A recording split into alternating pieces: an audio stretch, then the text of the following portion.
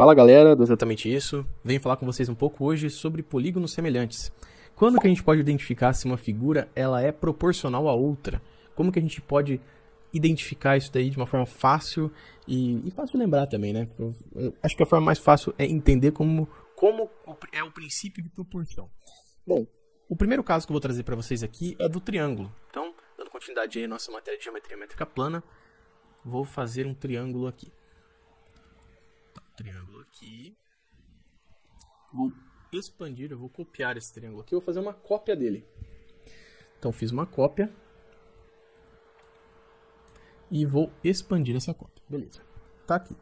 Então a gente sabe que isso daqui é um triângulo que foi expandido. Vou colocar um maisinho aqui e vou chamar esses vértices aqui de A, B e C. Esse aqui de G, H, I. Eles possuem ângulos internos aqui. Como a gente não deformou esse triângulo, quando a gente copiou ele, a gente não inclinou ele, a gente só expandiu.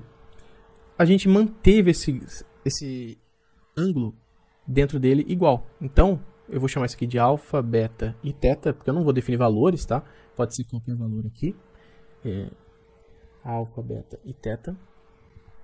Então, só por isso, no caso do triângulo, já seria válido que ele é proporcional, tá?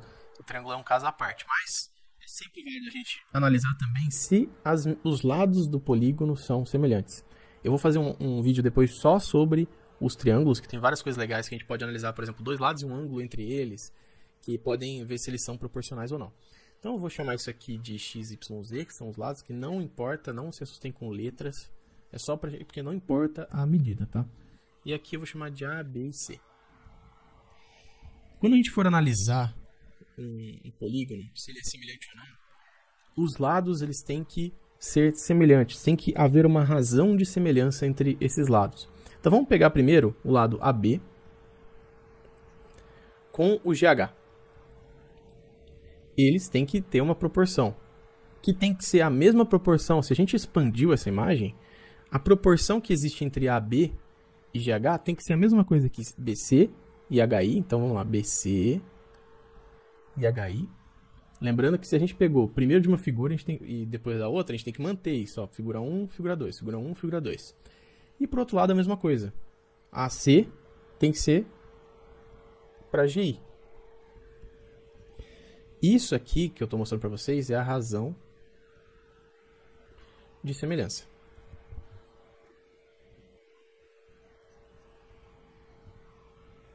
Tem que haver essa igualdade. Eu vou mostrar um exemplo no Paint para vocês aqui agora, de uma figura que eu peguei no Google mesmo. São algumas árvores e tal. E eu queria saber, se eu clicar Ctrl W aqui, eu consigo distorcer essa imagem. Eu consigo alongar ela, eu consigo modificar essa imagem com relação à proporção dela também. O que acontece se eu clicar com essa caixinha ativa aqui de manter a taxa de proporção, o que acontece se eu clicar para variar em 30% a menos, né? Então ficar com 70% do tamanho. Vocês concordam comigo que ela vai variar de igual, tanto de altura como de largura, né? No caso da vertical e na horizontal vai variar igualmente, ela só vai ficar menor? Ó, vou clicar OK. Beleza, ela só reduziu o tamanho. Mas agora, o que aconteceria se eu fizesse a mesma coisa, só que desmarcasse essa opção aqui de manter proporção? Você concorda comigo que se eu deixasse aqui para variação na vertical, ela ia encolher na vertical e ia manter na horizontal? Olha lá. Agora as árvores estão mais curtas, as folhas estão mais apertadas assim na vertical, né?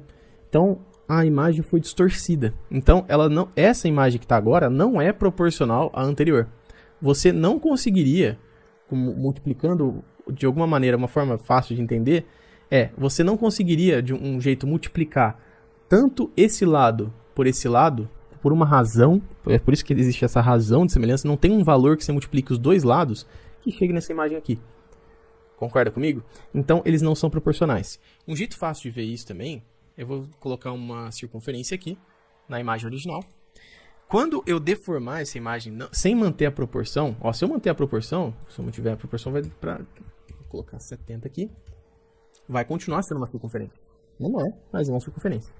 Se eu agora deformar essa imagem É a mesma coisa que acontece em uma foto. Se você pegar uma foto aí sua e tal, e variar, deformar ela, você já deve ter feito isso alguma vez. Que, nossa, deformou, minha cara ficou pequena, ficou grande. É porque você está alterando a proporção daquela imagem. Vou alterar agora a circunferência.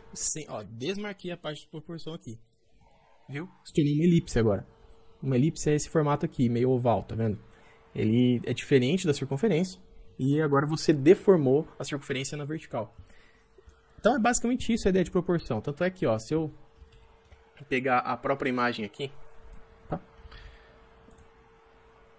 E tem como você arrastar no cantinho a imagem, ó. Se eu arrastar assim, ó, você tá vendo que eu tô deformando a imagem. Se eu deixar assim, ó, como ela fica toda deformada. Uma foto sua seria a mesma coisa. Se você marcasse, por exemplo, essa parte aqui e você quisesse manter na diagonal, sempre seguindo a proporção. Você já deve ter visto uma resolução, por exemplo. Ah, a resolução do meu monitor é 16:9. Então, o que significa esse 16:9? Significa que ele tem 16 de proporção de horizontal e 9 de vertical.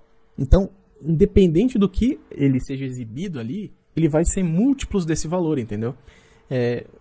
Parece meio complicado, mas é relativamente simples de entender. Bom, vamos voltar lá. Agora eu vou trazer outros casos para vocês aqui. Eu quero que vocês reflitam junto comigo. Beleza, eu falei aqui como os ângulos internos são iguais, né? E se eu pegar aqui um quadrado e um retângulo? Pô, eles têm o mesmo ângulo interno, né? Você vê que eles todos têm aqui, tem 90 graus aqui, em todos os cantos. Eles são proporcionais? O que vocês acham? Existe alguma maneira de eu multiplicar uma razão? Ó, porque um quadrado ele tem lado L e lado L, né? Os lados são iguais. Existe alguma maneira de eu multiplicar esse quadrado aqui que iguale a um retângulo? Não. Então eles não são proporcionais. Por quê? Para ser proporcional, ele precisa atingir tanto como ângulo, os ângulos internos têm que ser iguais, e os lados também. As medidas têm que ser proporcionais. Então, medidas proporcionais. Nesse caso aqui não é, então não é proporcional. Vou trazer agora para vocês rapidinho um exemplo, tá? Tem aqui uma figura. Não vai ficar muito bonita, mas acho que dá para entender. E vou fazer uma outra figura também semelhante a ela aqui. Como que a gente pode encontrar? Ó, a gente sabe que aqui é 90 graus, 90 graus. Aqui tem um ângulo qualquer. Só para mostrar que isso aqui é alfa, isso aqui é beta. Só para mostrar que eles têm a mesma inclinação aqui. Isso aqui também é alfa, isso aqui é beta. Eu sei que aqui é 50, aqui é 40. Esse lado todo aqui tem 70 e aqui tem 60.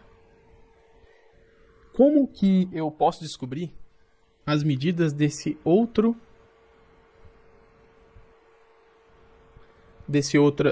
outra figura, sabendo que o perímetro dessa figura aqui, perímetro é o quê? Toda a soma dos lados externos aqui, né? Eu sei que é 110.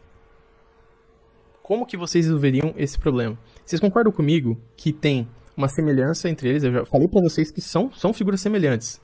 Elas são proporcionais.